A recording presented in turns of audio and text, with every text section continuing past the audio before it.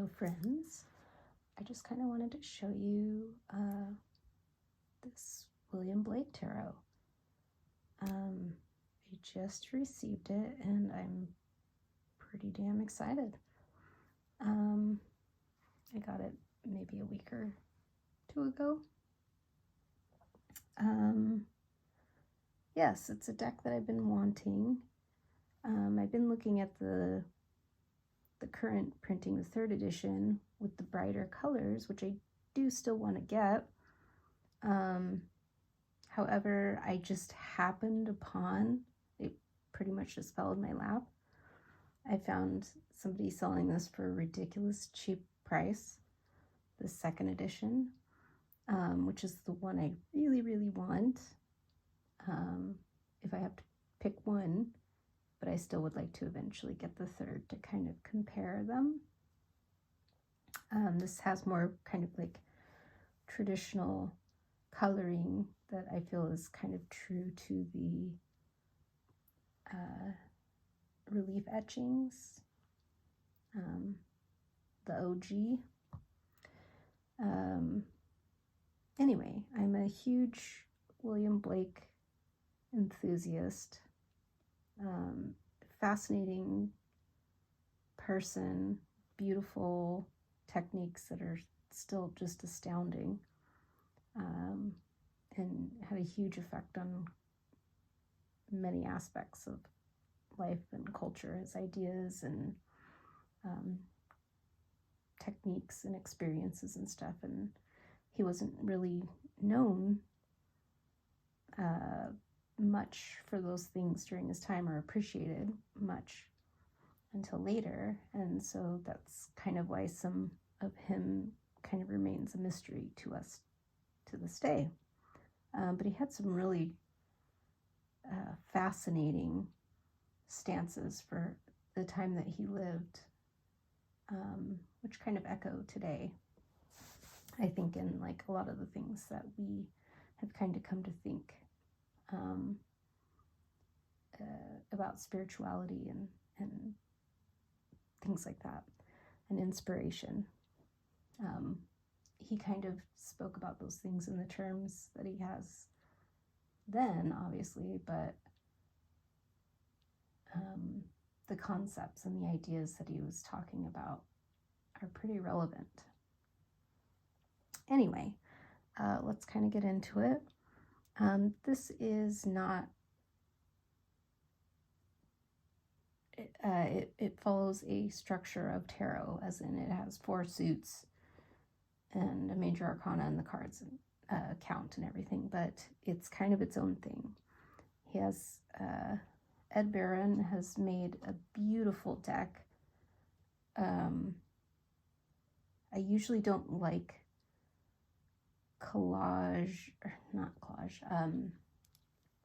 curated art, I should say. That's what I'm trying to say. Curated art decks for the most part. However, this feels like it was made to be this way. It's just beautiful, and I love it so much. And I think this is going to be really powerful for creativity and like inspiration and stuff like that. I am an artist, and I create music, and I do poetry, and I write, and I draw and paint, and all of those things. So I think this will be really cool. And even in a spiritual sense, I think it'll be really cool.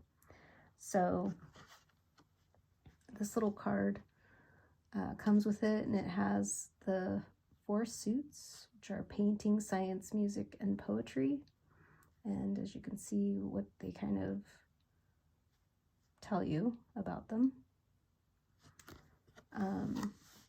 Yeah, so I was very lucky to find this, and I honestly, it didn't have any information about the condition, so I was kind of scared when I got it, especially because it was so cheap, especially for an old deck.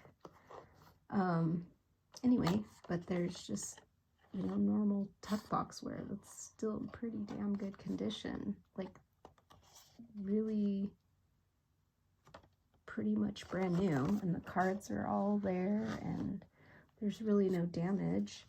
There's like a little nick on this card, and that's pretty much all I've noticed. Everything is smooth and even and nice, and it's just beautiful.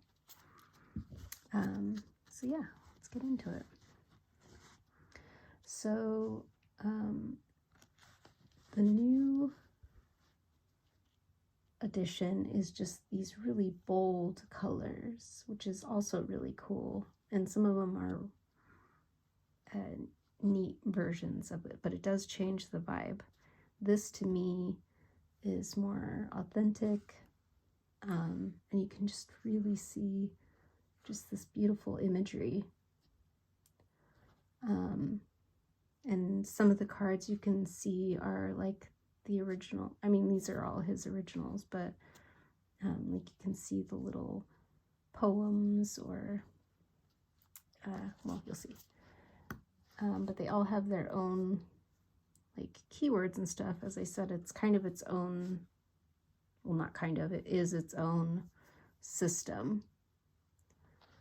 So you have to not expect it to be a clone or based off of, but in the way that the 4 suits are representative of 4 distinct aspects of the psyche and imagination and creativity, especially based on how Blake, his own ideas of the world. I think this was so well done on Ed's part. But it's just so beautiful. Like, this is truly moving for me. His artwork is just amazing. And I love this font that he chose. I like it all around. I think it was a really successful deck, and it has these little flourishes and things. It just feels really special. And obviously you probably recognize that if you know anything about Blake, and it's on the box. This is a very famous image.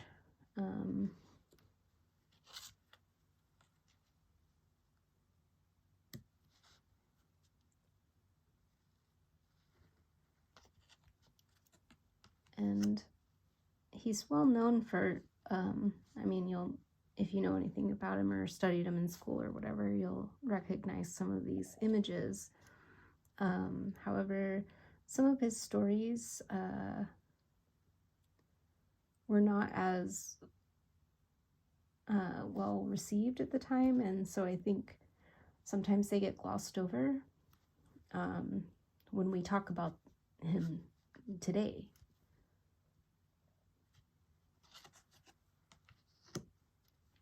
But some of those images are also in here, is what I meant to say.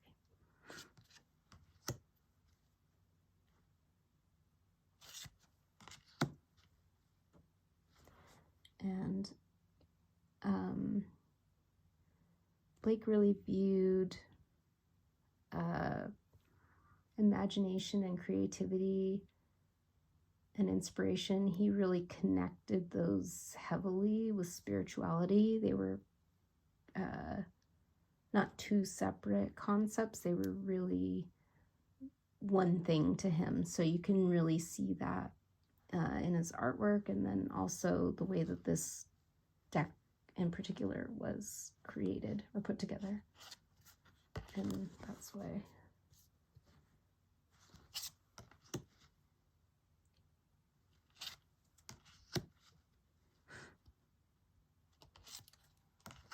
but I love the words, actually. You know, keywords are pretty divisive, and I do have mixed feelings about them. I mean, obviously they're good if you resonate with them, but if you don't, then they can be distracting. Sometimes they can be very confining, but sometimes they can be liberating. But since this deck is its own thing, I don't necessarily think that that applies the same as a standard tarot deck.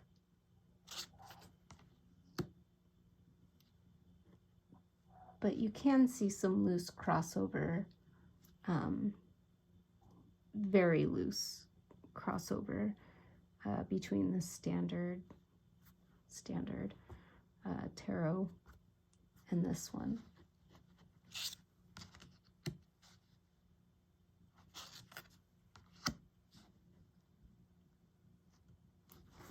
Lightning, for example. Like, it's just gorgeous. Like, I mean, just everything about it I love. And normally, you know, borders are also a point of contention with people. I have mixed feelings on them because it really depends on the deck. I would, you know, without thinking about it, just shout out no borders. But as I've gotten into my tarot journey further, it's really dependent on the deck because it does change the vibe. And this one, I think it's really cool. And I'm talking about the white borders, not these internal illustrated parts, which are also beautiful. But externally, these white ones, it feels like I'm holding a piece of history, which is just so special because, you know, some of his, well, many of his books, like there's like, you know, 5 that exist, if any of them do still, you know. Some of them, there's only just a few left, and that's how they have obviously gotten these concepts. This is one card that I love so much just in general out of the whole deck, but the mood and the lighting and this like shadowiness is something that's in this edition, but in the new edition it's really bright since it's bolder colors, so I don't think it gives that same moon energy. It's still beautiful, but I don't think it's the same as this one. And this one too is very different in the new one. I mean, they all are, but some, I think it really changes the vibe.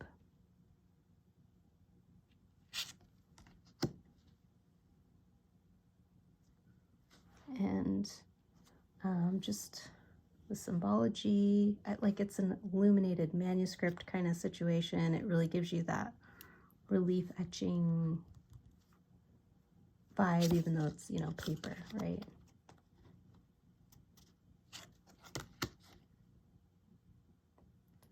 So I put this back in order because when I got it, it was obviously,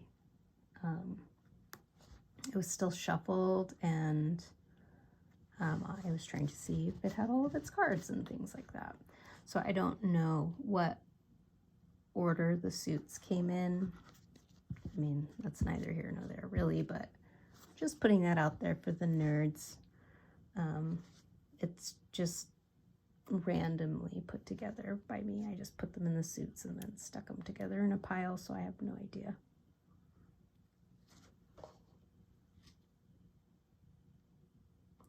So this is the suit of painting, which the card says, the embodiment of inner vision, giving form to spiritual light, path of sensation and spirit. So that's what the idea behind painting is.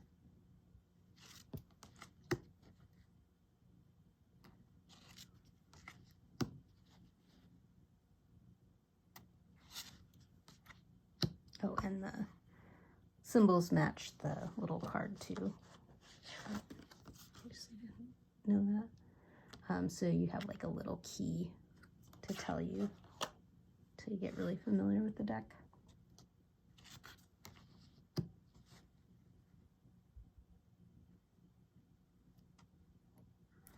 But as you can see, some of the concepts are slightly reminiscent of a traditional Rider-Waite. But this deck really does feel like William Blake made it. And I think these are really pretty. Even though they're big borders, it's just lovely. It does, like I said, give that illuminated manuscript feel, kind of, and it just feels really special. It feels like you're holding history.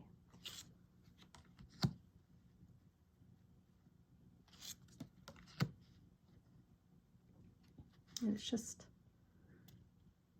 the 9 is fruition. I don't know.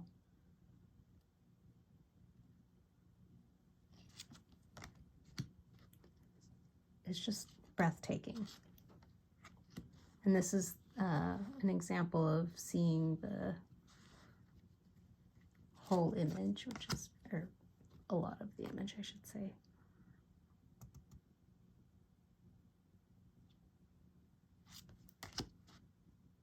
I mean,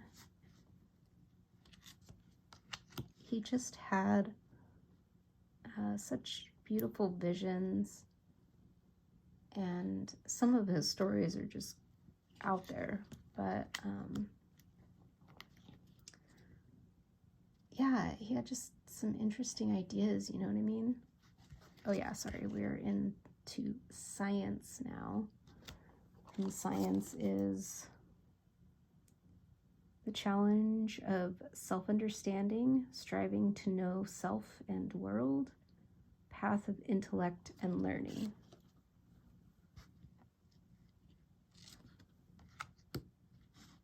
And Blake really struggled with the division of and the hard line of science and reason, as that's the age he was alive in, is when science and the Enlightenment, you know, science was like a big deal, and he thought that was kind of like cold and one-dimensional. But then on the other side of that coin, he also struggled with dogma and like religion and how hardline religion was, and they were very similar, you know, just reflecting different sides of that same coin. So I think this is really interesting and thoughtful, again, with the suits, as I said before. I think that's really relevant and accurate to what we kind of know about Blake, like if you're interested in that kind of thing.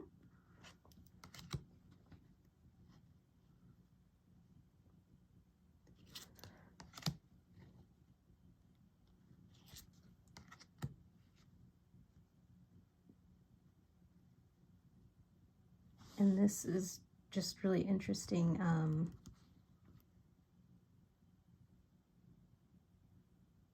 God, what's this called? The Urizel story. I'm blanking. Please don't yell at the screen. Anyway, you know what I'm trying to say. Anyway, this is an etching from that. And it's kind of a big moment in the story. Trying to contain all of mankind. Anyway, it's too long to get into, but I just think that's interesting as a 5, if you look at it numerologically in conjunction with his concept here. You have to read. It's like a lifetime of study, but you have to read the story. It's very telling of his world that he created, his mind, his ideas of kind of that struggle between spirituality and science and all these hardline things kind of coming together. And in a way, it's about humility, at least to me. But yeah, again, these are just like whatever. And this is also out of those same story. So again, the images that Ed chose to put in each suit is really cool and layered, and even beyond what my limited knowledge is of it. So don't quote me on that. I'm just somebody who is a fan.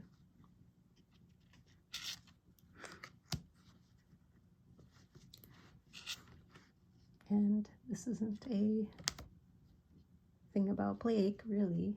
I mean, kind of. It's about this beautiful deck. And take what I say with a grain of salt, because I'm, again, no expert.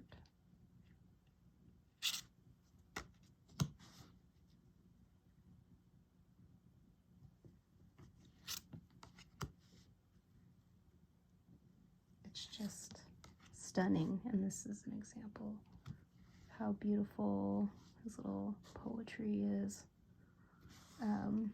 Because he developed this technique so that he could, the relief etching, so that he could illustrate his writing. And that's what is depicted here. It's just lovely and quite amazing.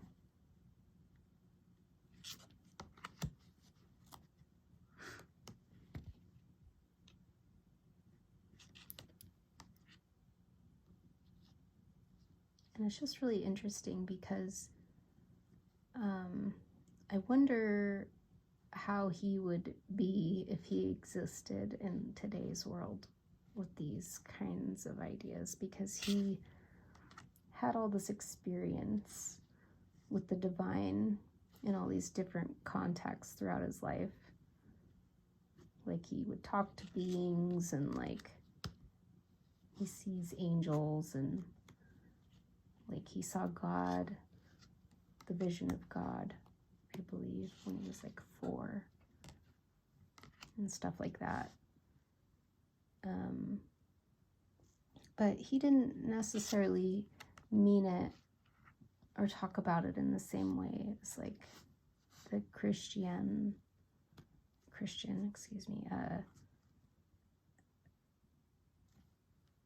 kind of idea set. I don't really know how to quantify that. But I think you know what I'm saying.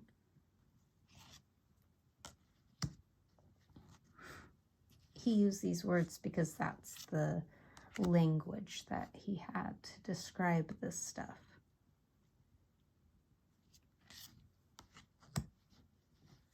But, I mean, these were pretty esoteric concepts and kind of out there and new agey for, you know, the late 18th century.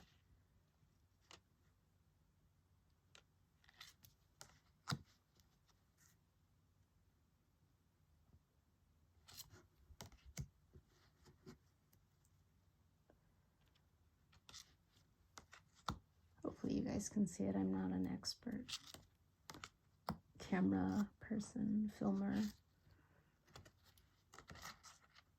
video essayist. I'm just sharing because I love tarot and I love this kind of stuff, and I hope that you guys like it too.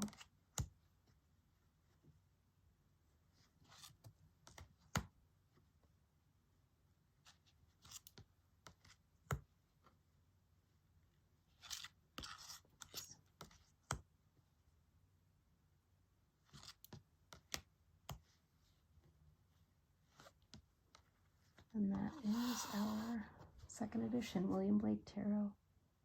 I am beyond excited to have it, and I hope you enjoyed watching it. Thanks for being here.